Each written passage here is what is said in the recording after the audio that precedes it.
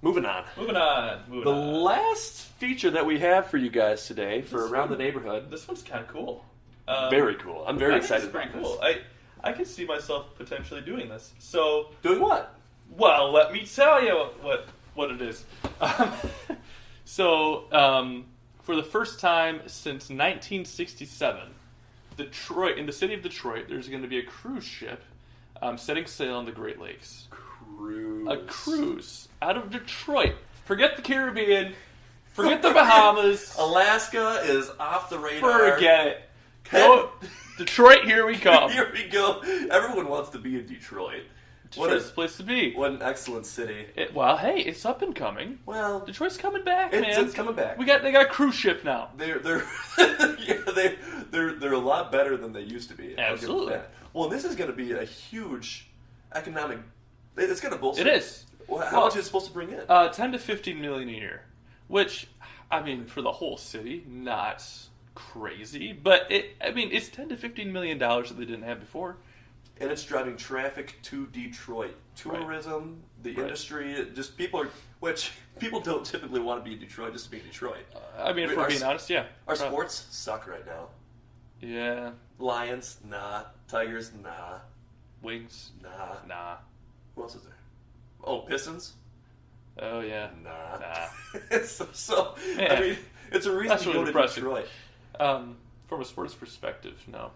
But the cruise line is going to be visiting. It's a 10-day cruise. This is the bright spot, which starts out pretty slow. They start in Detroit, and then you go to Cleveland. Which okay, we've established that Cleveland is the worst. So let's not. I don't even want to get into it. Don't even want to really get into it. So moving on. We'll just skip that city. But then you go off to Niagara Falls. Beautiful. Which is pretty cool. Can you imagine cruising around Niagara Falls? Oh, that'd be a destination. Then Toronto, Kingston, Ontario. Then you get on the St. Lawrence Seaway, Quebec City, and then you end up in Montreal. French Canada. So brush up on your French, because amigos. Nope, that's Spanish. I don't know any French. Amigos. I have an aunt and an uncle that live in Montreal. Oh, you do? That are both fluent in French and English. So yeah, I should know more French than I do. But Amigos. That's something. Wow. That's something to work on for all of us. Our French. Well, you know, when never know when Canada annexes the U.S. Yeah, watch out. But watch out. They're invading. French. You heard it here first. So a little bit about the cruise line. There's 101 cabins, which 2 people per cabin, 202 guests. So it's a relatively limited. It's kind of an exclusive thing. Yeah, very classy setup too. It's a very traditional, very It's kind of a French Victorian kind of setup inside. Victorian. Yeah, that makes sense. The styles. If you could look up a picture of it, just Google Detroit Cruise Line. Really cool, very classy setup. Kind of reminds me of the Titanic a little bit. That kind of classy style. Or not. Wow. What? Titanic sank on the first. I was like, why are you looking at me like that? Too soon. No, just the style. Oh, the style. The grandeur. What do you think I was saying? It's sink like the Titanic. Well, it hasn't yet gone on a cruise, so let's not jinx it before it takes off. I wasn't. Man, calm down. Each room has 2 twin beds. So if you're going on it with a spouse, it's going to be kind of Dick Van Dyke style. Just split up. But it's also perfect for platonic friendship. That makes sense. On separate beds. Very comfortable, relaxed. You don't have to worry about anything there.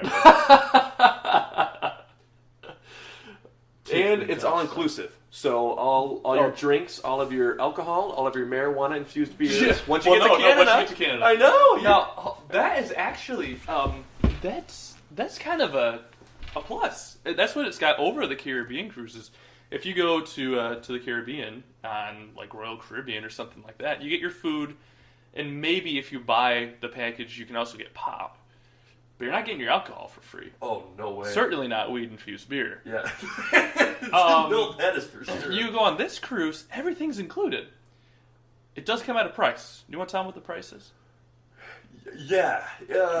Me and Al were super jacked about this because we were already planning our trip to do this. Yeah. The price tag on an all-inclusive 10-day cruise through Detroit and Cleveland in Canada, $5,400. Wow. Now, is that per person or per cabin? The article didn't say. No. So we're unable to do any checking because it's Labor Day. So it's got to be per cabin. If that's per person, that's unreal. It's. I mean, a few thoughts. I mean, it's a limited number of people. It's supposed to be like a Class C exclusive kind of event, so it could be $5,400 a person, but I should surely hope not. That is ridiculous. Especially since you're stopping in Cleveland. I mean, they take you to Ohio. There should be some kind of discount involved. Oh, my word. And plus, a Caribbean cruise, would we figure average is $2,400 a person? Yeah. So that would make sense then. I mean, if it's per cabin, you get two people in a cabin. That makes sense. But right. Yeah. The pricing checks out. Essentially, it lines up with that. It's just since it's more limited amount of space, since it's all inclusive, the price jumps up a little bit. I don't know. I mean, you got to decide for yourself if it's worth it. $5,400 is a lot of money, but they seem to think it's going to work. So good on them. Yeah. Well, it's a step forward, again, for Detroit, for their economics, and it's a very cool tour going through old Canada, really. Yeah. That French-Canadian setup is really cool. Mm-hmm. Whether you want Caribbean, whether you want Alaska, whether you want Detroit. Now you can go to Detroit. It's only 3 hours away, baby. Sail the Great Lakes, baby. Oh, sail the lakes. Yeah. Is that it for today? I think that's it for today. Hokey Pete. Wow, that took a lot out of me. It is time to Grilsenbergs. I would say go to the beach, but it's raining. Oh, yeah. Which really stinks.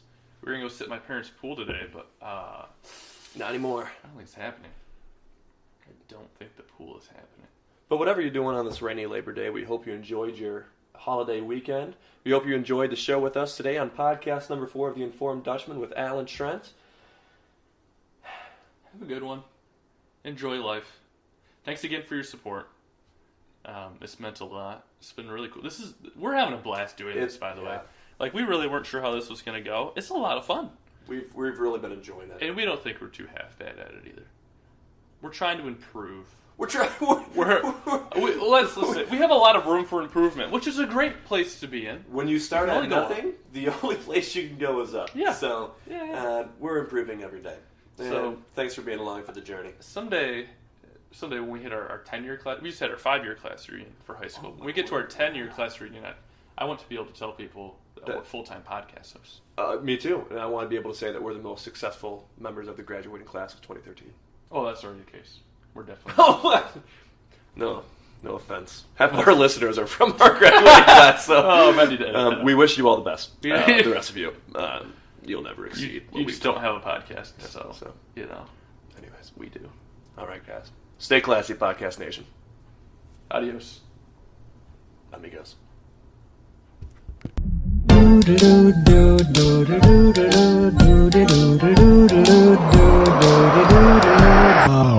singing in the rain, just singing in the rain. What a glorious feel, and I'm happy again. I'm laughing at clouds so dark up above, and the sun's in my heart, and I'm ready for love. Let the stormy clouds chase everyone from the place. Come on with the rain, I've a smile on my face. I walk down the lane with a happy refrain, just singing in the rain.